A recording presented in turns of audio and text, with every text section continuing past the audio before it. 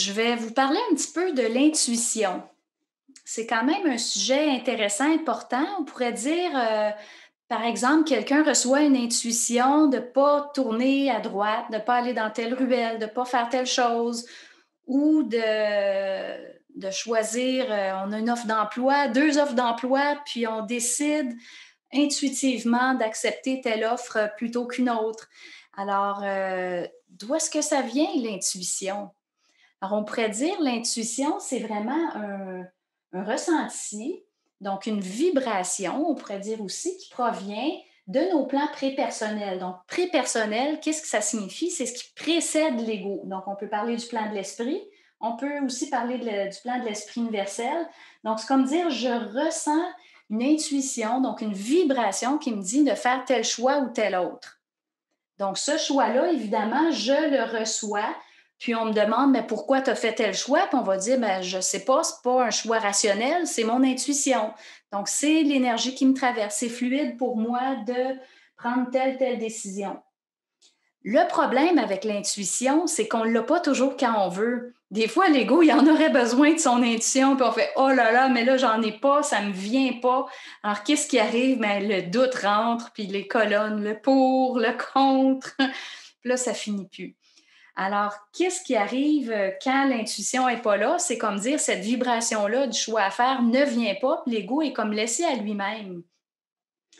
Alors, comment est-ce qu'on gère ça, le fait d'être laissé à nous-mêmes dans un événement où est-ce qu'on n'a pas cette fluidité-là d'information qui nous dirige vers quelque chose?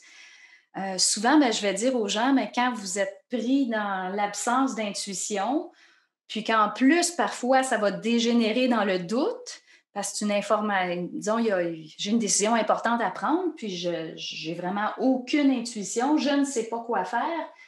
Ce que je vais souvent dire, ben, c'est de faire un rapport de force envers l'esprit, puis de dire, ben là, tu me dois une réponse, envoie-moi là la vibration. Donc, l'intuition, tu me dois cette réponse-là, parce que j'ai une décision à prendre. Donc, c'est vraiment ce rapport-là de force avec l'esprit, on pourrait dire l'esprit universel si on veut, c'est de dire, ben, donne-moi la réponse. Puis plus l'ego apprend à parler à son esprit, à l'esprit universel, donc avec les plans supérieurs de sa conscience, qu'est-ce qui se produit? Bien, finalement, ce rapport-là de force, c'est de dire l'énergie de l'esprit, ça va lui permettre de tranquillement rentrer dans l'ego. Comment que ça se produit? Là, on est dans un phénomène un peu occulte. On pourrait dire, mais l'esprit, c'est vraiment un plan où est-ce qu'il y a beaucoup d'énergie, il y a beaucoup de colère. C'est vraiment, quand on parle d'esprit, on parle de définition identitaire. Donc, ça va nous définir pour être capable de prendre action dans notre vie. Alors, l'ego qui est laissé à lui-même, avec son esprit, mais va prendre l'énergie de son esprit, donc la colère de son esprit, va dire, tu me dois une réponse. Puis le fait de faire ça, l'énergie de l'esprit rentre dans l'ego, traverse l'ego et retourne sur le plan surmental. Donc, je parle à mon esprit, je lui dis, tu me dois une réponse, tu me dois quelque chose de clair. Donc, je prends l'énergie de la colère, ça me traverse, ça retourne sur le plan de l'esprit. Et qu'est-ce qui arrive avec cette énergie-là? Je crée ce qu'on appelle un double éthérique. Donc, c'est un corps, on pourrait dire de lumière, un corps d'énergie, euh, avec lequel, on n'arrive pas avec ça quand on est. Donc, à la naissance, il n'y a personne qui a un double éthérique qui est formé, parce que sinon, il ne reviendrait pas dans le cycle des réincarnations terrestres. Donc, tranquillement, l'ego, sa visée, c'est d'être capable de prendre l'énergie de son esprit et de la renvoyer à l'esprit pour créer un nouveau véhicule pour son esprit. C'est comme dire, au début, l'esprit, il y a un corps de lumière, il y a un corps d'énergie, naturellement, parce que toute conscience habite un corps, mais ce corps-là doit devenir ce qu'on appelle le double éthérique, donc un corps qui a fait l'expérience de la forme matérielle, donc de l'ego qui habite dans la matière. Donc, l'énergie descend et on crée quoi? Mais notre double éthérique. Alors, qu'est-ce qui arrive, le lien avec l'intuition? C'est que plutôt que de se fier sur une intuition qui ne vient pas ou qui ne vient pas toujours parce qu'elle n'est pas assez compacte, c'est comme dire l'énergie ne descend pas, elle n'arrive pas à descendre dans le plan de l'ego. Bon, bien, l'ego, Il va développer un corps subtil qui lui permet de se savoir parce que son esprit habite ce corps-là. Donc, plutôt qu'attendre l'intuition, mais il va dire, ben là, ça me prend des réponses. L'ego va être habitué de parler à l'énergie de son esprit qui habite son dôme. Donc, il va dire, ben là, ça me prend des réponses face à telle chose, telle chose, telle chose que je vis. J'ai des décisions à prendre. Puis, qu'est-ce que ça fait? Ben, par télépathie, il reçoit des réponses qui sont beaucoup plus claires, beaucoup plus compactes, parce que ça fait partie de l'intégration de l'ego qui, on va utiliser le terme fusion, donc qui aura fusionné graduellement avec avec l'énergie de son esprit. Alors, comment on fait ça? Si je le résume de nouveau, l'énergie de l'esprit, donc la colère, l'ego s'en empare pour parler à son esprit, puis créer un rapport avec son esprit, donc qu'on appelle le double. On veut créer un lien. Parce que ce qui arrive la plupart du temps, l'esprit universel, quand on parle d'intuition, ben c'est justement quand ils veulent, dans leur temps à eux, puis l'ego se retrouve souvent très seul. Donc, dès que l'ego ressent cette solitude-là, puis dit, ben, j'ai pas de réponse, ben, je vais tomber en rapport de force. Donc, je vais prendre l'énergie de mon esprit pour avoir une réponse parce que, évidemment, c'est l'esprit qui crée tous les événements dans la vie de l'ego. Ça, c'est quelque chose qu'il ne faut pas perdre de vue, puis c'est vraiment, vraiment important de le saisir dans chaque événement. Donc, c'est dire, peu importe ce que je vis, que ce soit un accident de voiture, que ce soit un conflit avec quelqu'un, que ce soit je tombe malade, je me cogne le coude, aussi simple que ça. Tout ce qu'on vit est déjà décidé par l'esprit.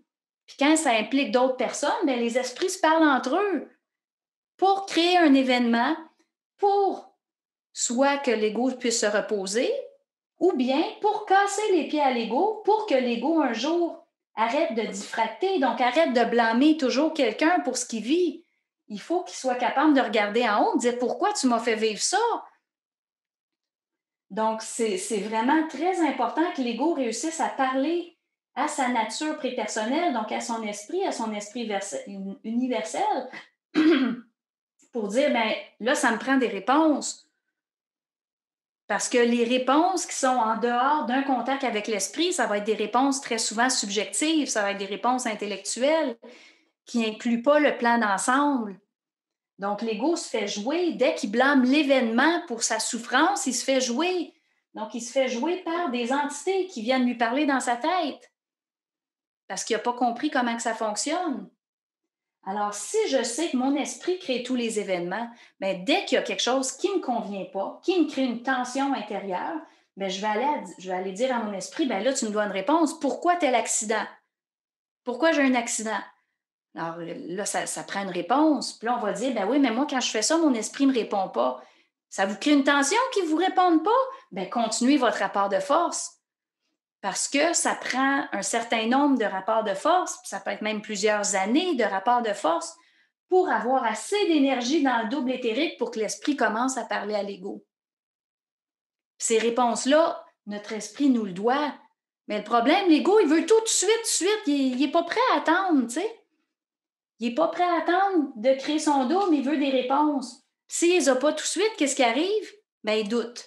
Ben, ça doit être n'importe quoi. Ce qu'elle dit, ça doit être n'importe quoi. Ça ne marche pas, j'ai pas de réponse. Donc là, on parle de l'initiation du doute parce que ça fait partie de l'épuration qui doit se faire dans l'ego, d'épurer le doute pour pouvoir avoir un contact avec son double.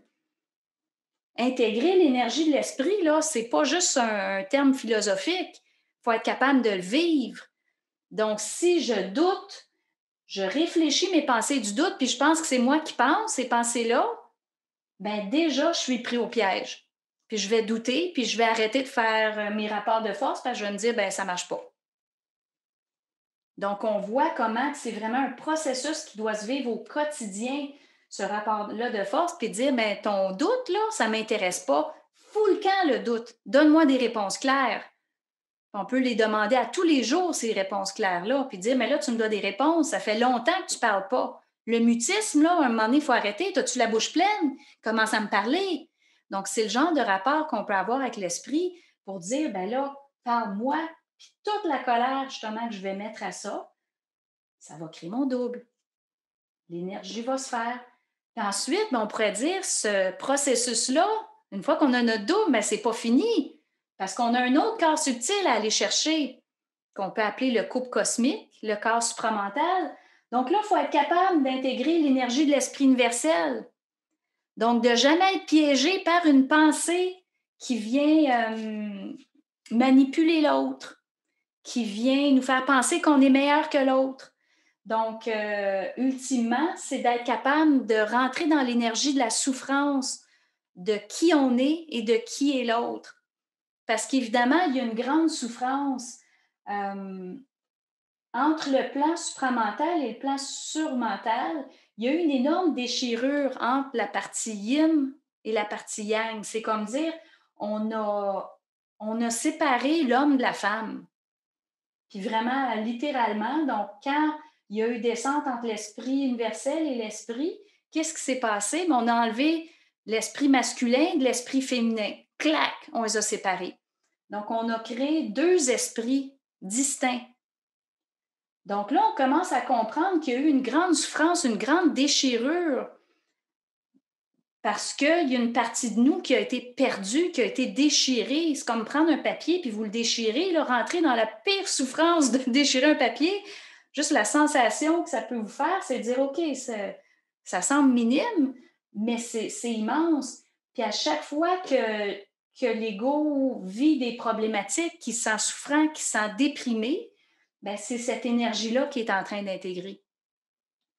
Donc, pour intégrer l'énergie supramentale et rentrer et créer, disons, le corps du couple cosmique, c'est dire qu'il faut en vivre beaucoup de souffrance, dans le sens que l'ego doit être capable de vivre toutes ces souffrances, de toutes ces tensions, son sentiment d'avoir été rejeté, abandonné, la culpabilité, ce sont tous des états d'être que l'ego a hérité de cette déchirure-là.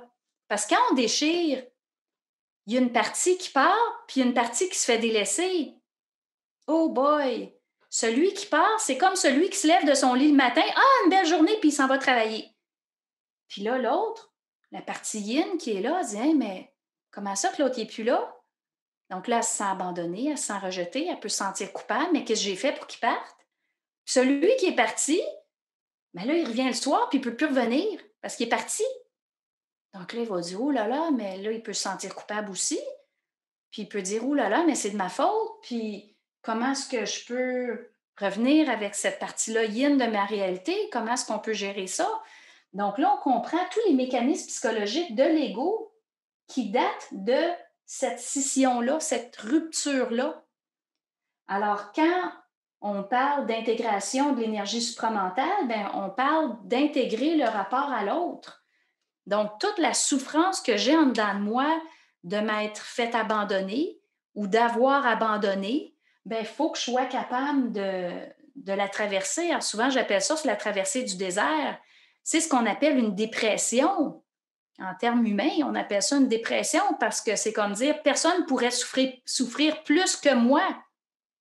C'est ça, traverser une déchirure, d'être capable de dire personne ne peut souffrir plus que moi, c'est d'être capable de vivre cette souffrance-là sans diffracter, sans perdre l'énergie, sans interpréter, sans penser qu'on a un problème, il faut juste le vivre.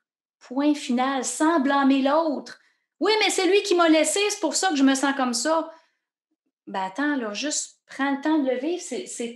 L'événement est arrivé pour que tu puisses intégrer ta déchirure. Donc, une fois qu'on comprend cet aspect-là, qu'il y a vraiment un point central à intégrer ici entre le plan de l'esprit universel et le plan de l'esprit, bien, tranquillement, plus on est capable de vivre cette souffrance-là, sans la réfléchir, juste la vivre. Je ne suis pas bon, je ne suis pas capable, j'y arriverai jamais, c'est trop long, mais toutes ces pensées-là, il faut être capable de les mettre de côté et de dire, OK, qu'est-ce que je ressens? Ben, je me sens abandonnée, je me sens rejetée. Donc, d'en prendre conscience, de le vivre, ben, c'est donc parfait. Donc, tranquillement, je vais être capable d'intégrer la souffrance que j'ai en moi et aussi la souffrance de l'autre. Puis, c'est comme ça, tranquillement, qu'on intègre l'énergie du couple cosmique. Donc, c'est comme dire, on vit la pire opposition du monde sans jamais blâmer l'autre. Ça serait comme le point ultime d'être capable de vivre ça. à un niveau extrême pour être capable d'intégrer l'énergie supramentale et développer notre corps subtil, qu'on peut appeler le corps supramental ou le couple cosmique. Puis qu'est-ce qui arrive à ce moment-là? Bien, on peut avoir des réponses. Donc, l'intuition, c'est pas juste quand eux autres veulent, c'est que là, on a le corps pour être capable de supporter l'énergie du plan supramental. Donc, on peut avoir accès à pourquoi les choses se produisent comme elles se produisent. Donc, il y a plus de doute. La personne ne peut plus douter, la personne ne peut plus blâmer parce qu'elle est complètement transformée lorsqu'elle développe ce corps-là. Donc, si je résume, ben, l'intuition, c'est quelque chose que l'ego ne décide pas de lui-même, qui vient vers lui. Et si un jour il veut vraiment savoir la vie, comprendre la vie, ben, ça se fait nécessairement par la création du double éthérique, qui se fait par fusion avec son esprit, et par la fusion avec son esprit universel, d'où son autre corps subtil qu'on appelle le couple cosmique. Donc, à partir de ce moment-là, ben, l'intuition va devenir quelque chose de tellement compact que ça va devenir une télépathie avec ce plan-là de conscience qui fait partie de la nature intégrale de l'ego.